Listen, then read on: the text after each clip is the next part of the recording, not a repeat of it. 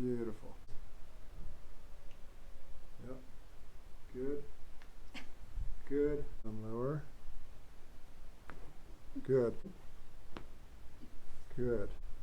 Okay, when you have the thumb problems, this little joint right through this area here, it's very common in people that are on the computer a lot, they use the mouse a lot, they're texting a lot, they're writing a lot, and they get what we call the lobster claw here. Everything gets closed down here, and they get a lot of pain through this area here.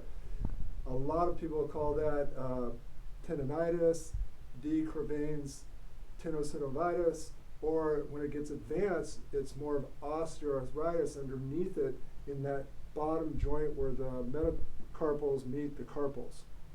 So what we're going to do today is with Jessica, we're going to go ahead and we're going to check these areas. We're going to make some adjustments.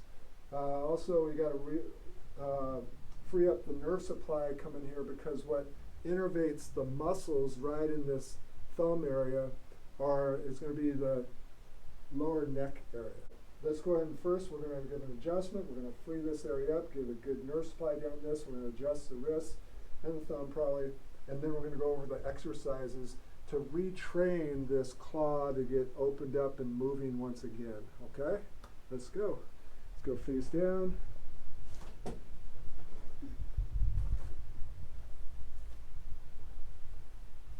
So she has rotation in the upper rib area here, so we're just going to get this upper misalignment. Good. Excellent. A little bit down lower. It's important to free up the thoracic cage if there's restrictions, because that can cause the shoulder to move abnormally too. So line your back.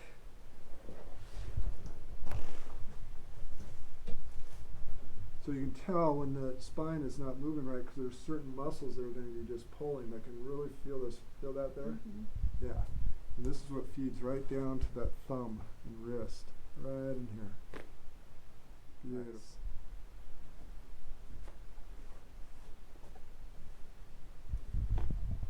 Nice. Good. Now I'm just going to make sure that the shoulder has a tendency, when you're working on the computer, it rolls forward. So we'll make sure that shoulder is in a better alignment. So let's make sure. Yeah, that's moving fine. Elbow. That's okay. Now you have 8 carpal bones, and then you have these metacarpals. So I just want to see how this feels. Yep. Good. That's the gum. You have 3 bones out, and then they have this one joint here that we're talking about. Because what will happen now is we're going to go ahead and start reconditioning and reprogramming this area, things that you can do at home to get this opened up and feel better. Okay, so let's go ahead and get started. Okay, so we're going to do the exercises for the things like the Quervains, Tenosynovitis, Tendonitis, osteoarthritis of the carpal, metacarpal joint here. So when we're talking about the Quervains, Tenosynovitis, it has to do with these muscles and the tendons right through this area here. So you have the extensor pollicis brevis and the abductor pollicis longus, and then you have these adductor muscles, the abductor pollicis muscles that allow this motion here.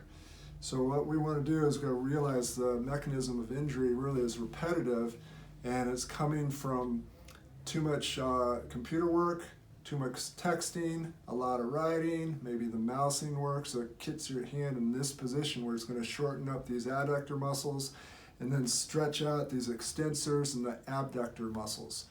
So also we got to look upline first, because a lot of times when you're in those positions, your head will be stuck forward, your shoulder to go forward, which causes your hand and arm to rotate forward here. So this part here, which is going to be the pronator teres, which normally causes this position or this muscle that comes from here to here to come in and shorten. So we got to deal with that too.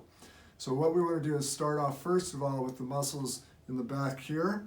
The muscles that are going to cause this motion of the thumb, the abduction and extension. So it's been kind of lengthened and tightened. So what we're going to do is you're just going to come in and you want to put some pressure right on this area where the muscles are working, and you can feel it this way and when it comes out. So you come in and you press into this area and can massage it, and you can put pressure on it as you move this around. And if you want to not use your hand, you can use a lacrosse ball. So you can use a lacrosse ball and you can bring that in and place it right on that, maybe the area of the hot spot where those muscles are. You can press in it this way and you can feel it, and then you can move your thumb around and abduct it, extend it, circle it, that sort of thing. And it'll start releasing. Then what you want to do is you want to come to the center here and work the pronator teres, which is shortening this way because of this internal rotation. So you want to come in and you can feel it right in this area, press your thumb in there, and as you roll your thumb in, you can feel that. So what you want to do is bring your thumb here and roll it back out and just kind of massage through that muscle. And once again, if you don't want to use your thumb, you can bring the lacrosse ball, feel that, press into that area, and find the little hot spot. Then you can roll out into that area. It works pretty good. Then what you can do is, I want to come in here and get the adductors released.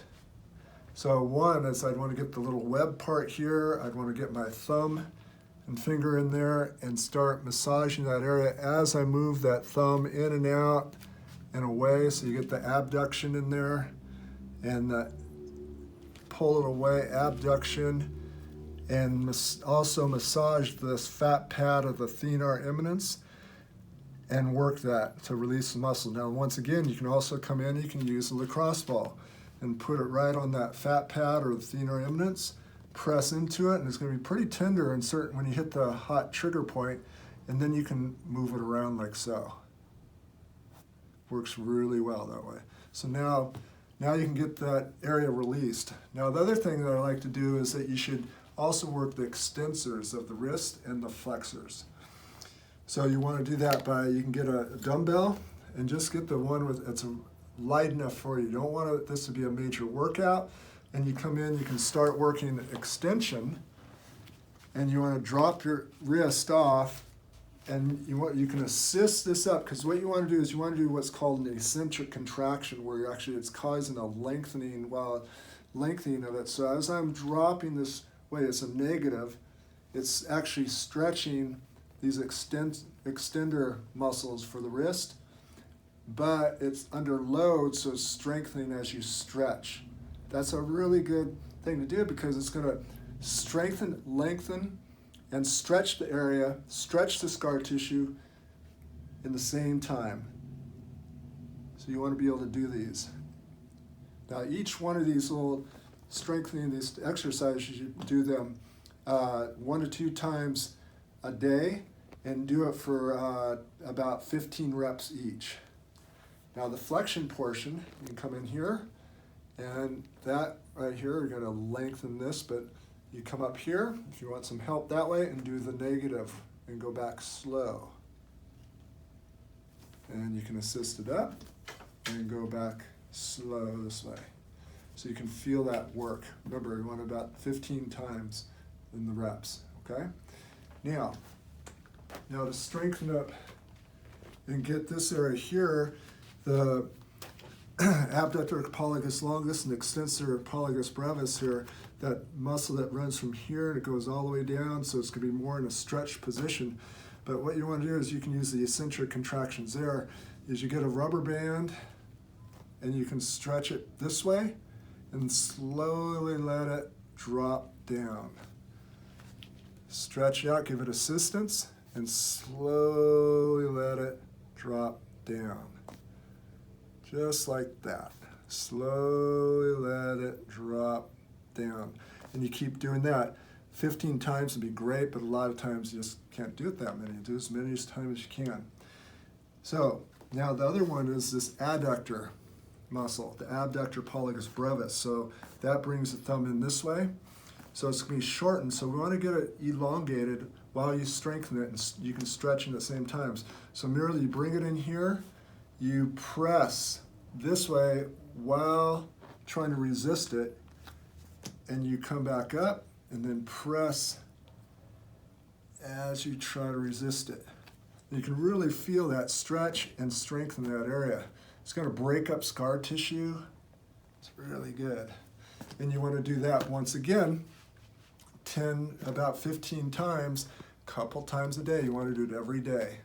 Now, the last one is more that's going to get from the wrists, the elbows, all up to the shoulders. It's a great one that you can do. You can set this right next to your computer. You want to be able to do this a couple times a day also, especially when you start the day. The end of the day is a pin exercise.